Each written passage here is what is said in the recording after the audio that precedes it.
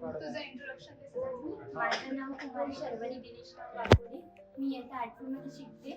मी abacus हे 2 वर्षाच्या आधी जॉईन केलं होतं आणि ॲबॅकसला जॉईन केल्यावर मला माझ्यामध्ये खूप फरक दिसला की मला जे कॅल्क्युलेशन्स होते ते माझे जे कॅल्क्युलेशन्स जे स्लो होते ते आता फास्ट मला करता येतात.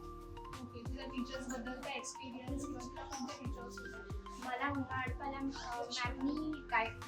उमा अडपाला मॅमच्या गायडन्समध्ये होती. त्यांनी मला मीन्स खूप चांगल्याने पर्सनल गायडन्स दिलं आणि मला जिथे जिथे डाऊट झाला त्यांनी त्यांचा गायडन्स देऊन ते सॉल्व केले प्रॉब्लेम्स.